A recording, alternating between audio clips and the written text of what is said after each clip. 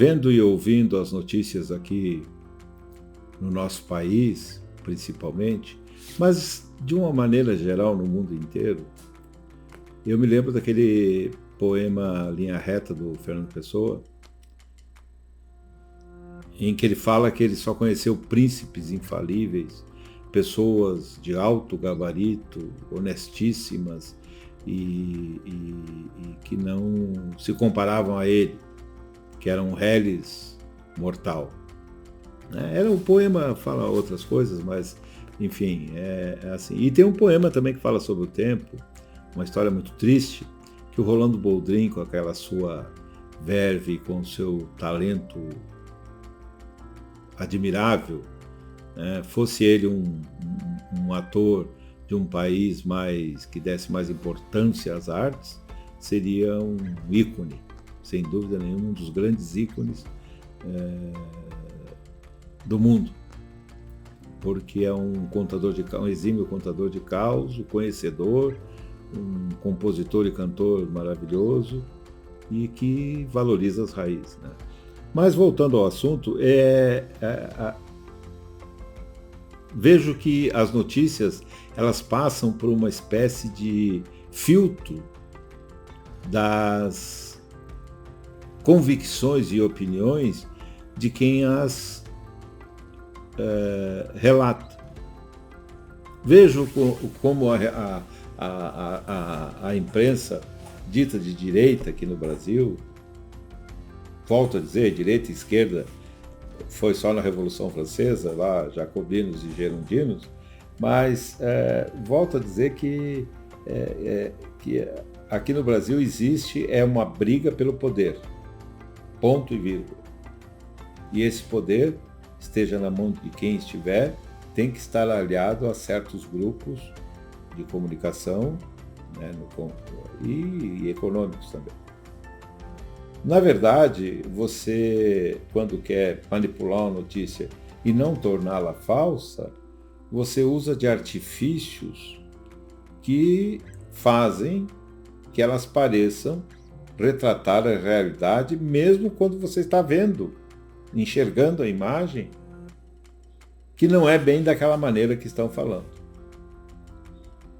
Isso hoje, na era da comunicação instantânea, na era do WhatsApp, do Instagram, do Facebook e de vários outros aplicativos de rede social, dos e-mails e tal, você consegue perceber e saber de uma notícia quase que instantaneamente, né? Hoje ocorre um atentado terrorista em Paris, você acompanha a caçada aos terroristas ao vivo e a cores. Você acompanha, você vê as imagens, porque há câmeras por todos os lugares, nas grandes cidades do mundo, e isso vai se tornar uma coisa tão forte, tão intensa, que daqui a pouco eles vão filmar do satélite mesmo, nós não vamos nem ver saber onde tem câmera ou não tem, é uma opinião que eu tenho, mas não sei nem se é viável tecnicamente.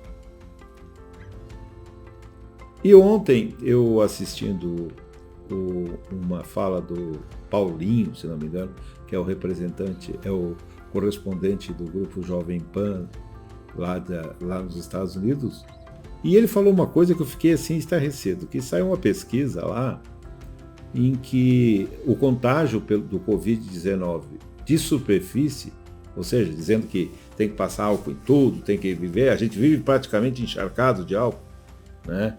Eu já, de vez em quando, tenho até vontade de beber, eu já parei de beber faz 30 anos, mas de vez em quando me dá até vontade de beber de tanto álcool que eu passo nas mãos e pelo corpo, e tudo que você vai pegar, você está sempre passando álcool e aquilo vai penetrando nos poros, né? Mas brincadeiras à parte, ele disse que não há uma comprovação científica de que alguém, durante todo esse tempo que está acontecendo a pandemia, se contaminou por ter tocado na superfície de alguma coisa infectada pelo Covid-19. A possibilidade era 1 em 10 mil. Mas mesmo assim, não há uma evidência científica de que alguém foi contaminado. E, no entanto, nós vemos as pessoas o tempo todo passando álcool em tudo, aquela paura, aquela preocupação, que querendo ou não, vai levando as pessoas a viver um momento de muita tensão, de muita falta de tranquilidade, e quando você está com medo, você vê o que não existe, ouve o que não fez barulho. Essa que é a verdade. E o que está acontecendo agora também com relação às vacinas. Houve lá nos Estados Unidos um caso, ou 2, ou 3, ou 5, de que a vacina da Johnson andou causando hemorragia em algumas pessoas. Mas me parece que é 1 por 1 milhão. Um nível bastante aceitável de risco. E todo mundo já está dizendo que a vacina causa hemorragia.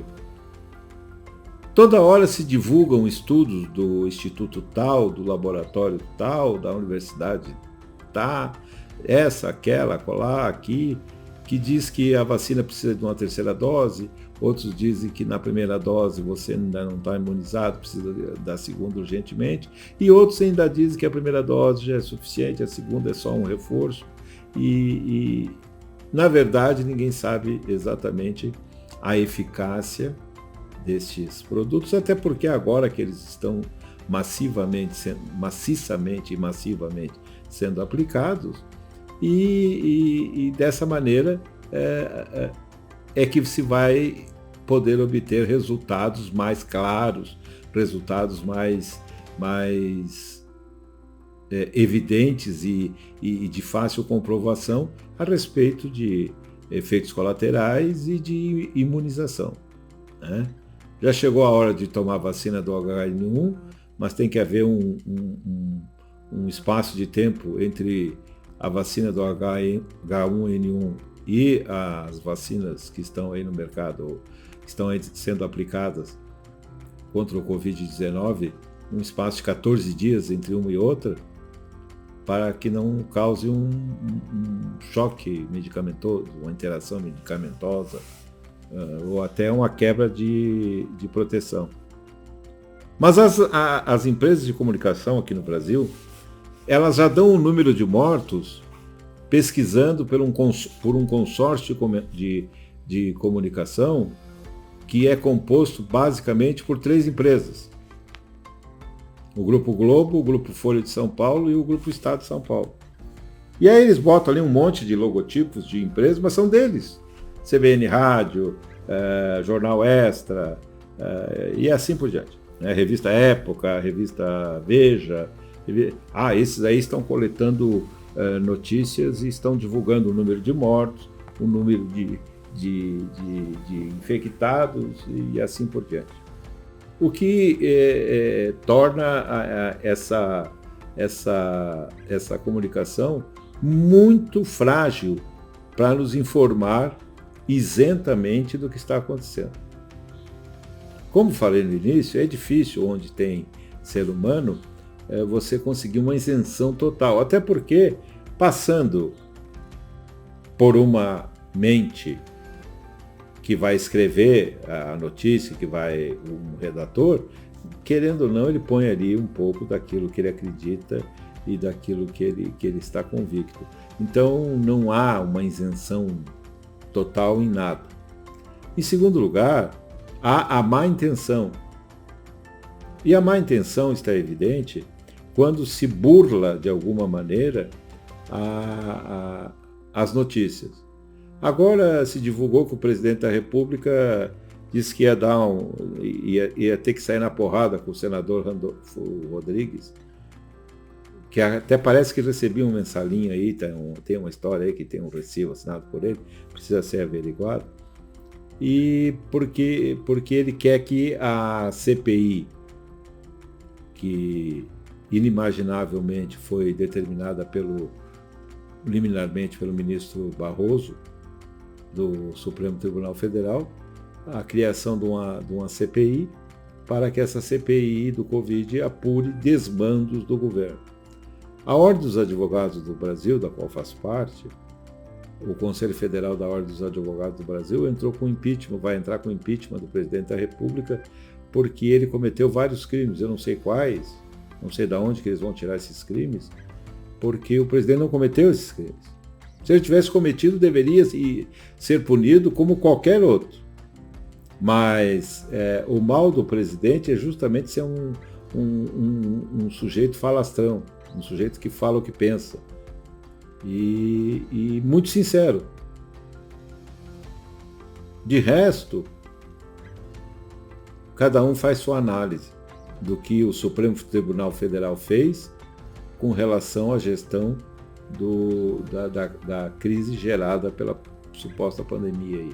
Eu já digo suposta porque os números ainda não são números suficientemente razoáveis para dizer que a pandemia é algo que vai ser como foi a gripe espanhola ou a peste negra. Graças a Deus não vai ser assim essa do SARS-2 ou Covid-19.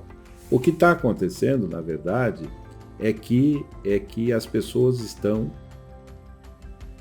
politizando o negócio e formando plataforma para 2022. Para quê? Para retornarem ao poder e aqueles que não têm mais as benesses que tinham antes possam voltar a ter.